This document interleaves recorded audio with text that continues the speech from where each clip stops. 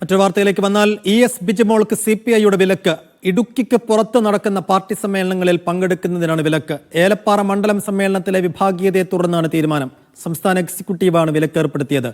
തനിക്ക് വിലക്കില്ലെന്നും ജില്ലയ്ക്ക് പുറത്തുള്ള സമ്മേളനങ്ങളിൽ ഇനിയും പങ്കെടുക്കുമെന്നും ബിജിമോൾ വ്യക്തമാക്കി.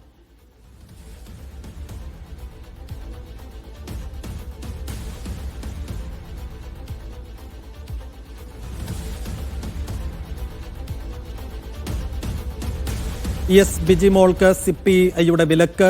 ഇടുക്കിക്ക് പുറത്ത് നടക്കുന്ന പാർട്ടി സമ്മേളനങ്ങളിൽ പങ്കെടുക്കുന്നതിനാണ് വിലക്ക്. ഏലപ്പാറ മണ്ഡലം സമ്മേളനത്തിലെ വിഭാഗീയതയെ തുടർന്നാണ് തീരുമാനം. സംസ്ഥാന എക്സിക്യൂട്ടീവാണ് വിലക്ക് ഏർപ്പെടുത്തിയത്. തനിക്ക് വിലക്കില്ലെന്നും ജില്ലയ്ക്ക് പുറത്തുള്ള സമ്മേളനങ്ങളിൽ ഇനിയും പങ്കെടുക്കുമെന്നും ബിജിമോൾ വ്യക്തമാക്കി. സൈഫ് സൈനുലാബ്ദീൻ വിശദാംശം നൽകും.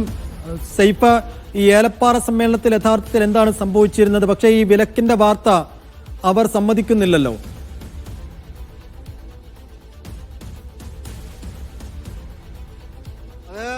വിലക്കുണ്ട് എന്ന കാര്യത്തിൽ സംശയമില്ല സൈഫുദ്ദീൻ. സംസ്ഥാന എക്സിക്യൂട്ടീവ് തീരുമാനമെടുത്തതാണ്. ഒരു പക്ഷേ ബിജിമോളെ അറിയിക്കാൻ ഉള്ള കാലതാമസമാണോ എന്ന് അറിയില്ല. പക്ഷേ ആ വാർത്ത തെറ്റില്ല, അത് തെറ്റല്ല, അത് തെറ്റില്ല. അവരെ വിലക്ക് ഏർപ്പെടുത്തിയിട്ടുണ്ട്.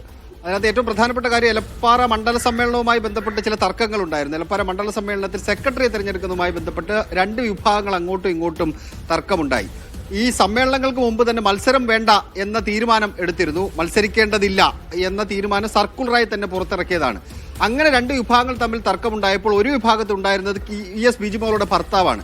പക്ഷേ സംസ്ഥാന എക്സിക്യൂട്ടീവ് വിഷയം ചർച്ച ചെയ്യുമ്പോൾ സംസ്ഥാന എക്സിക്യൂട്ടീവ് എത്തിച്ചേർന്ന ഏറ്റവും പ്രധാനപ്പെട്ട നിഗമനം, ഈ സെക്രട്ടറി സ്ഥാനത്തേക്ക് ഇവരുടെ ഭർത്താവ് മത്സരിക്കാൻ അല്ലെങ്കിൽ അങ്ങനെ പേര് ഉയർന്നു വന്നതിൽ അവർക്ക് ഏതെങ്കിലും തരത്തിലുള്ള പങ്കില്ല.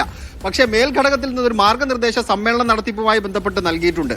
അത് മേൽഘടകത്തിൽ നിന്ന് സമ്മേളനത്തിന്റെ ഭാഗമായിട്ട് സമ്മേളനം നിയന്ത്രിക്കേണ്ട ആളായിട്ട് സംസ്ഥാന കൗൺസിലിലെ ക്ഷണിതമായിട്ടുള്ള എസ് ബിജിമോളെയാണ് ചുമതലപ്പെടുത്തിയിരുന്നത്.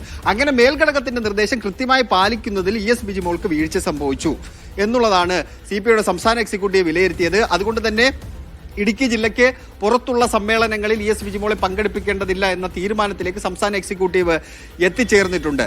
അവർ മഹിളാ ഫെഡറേഷൻ, CPIയുടെ വനിതാ സംഘടനയാണ്, മഹിളാ ഫെഡറേഷന്റെ ഭാരവാഹിയായി പ്രവർത്തിക്കുന്ന ആളാണ്.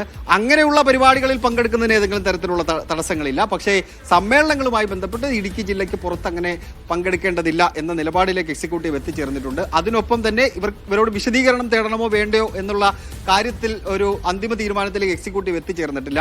ഈ CPM CPI പാർട്ടികളുടെ സംഘടനാ രീതി അനുസരിച്ച് ഈ വിശദീകരണം തേടുക എന്ന് പറയുന്നത് അവരുടെ ഘടകം ആണ്. ഘടകത്തിലാണ് നടപടിയുടെ കാര്യത്തിൽ അന്തിമ തീരുമാനം ഉണ്ടാവുക. ഈ കൗൺസിലിലെ ക്ഷണിതാവ് എന്ന നിലയിൽ നോക്കുകയാണെന്നുണ്ടെങ്കിൽ എസ് ബിജിമോളുടെ ഘടകം എന്ന് പറയുന്നത് ഇടുക്കി ജില്ലാ കൗൺസിലാണ്. വിശദീകരണം തേടണം എന്നുണ്ടെങ്കിൽ ഇടുക്കി ജില്ലാ കൗൺസിലാണ് വിശദീകരണം തേടേണ്ടത്. അതിനകത്ത് തീരുമാനമെടുത്ത് ആ നിർദ്ദേശം ജില്ലാ ഘടകത്തിലേക്ക് നൽകിയിട്ടില്ല. പക്ഷെ അത് ഒരു വലിയ നടപടിയിലേക്ക് പോകാനുള്ള സാധ്യത നിലവിലില്ല.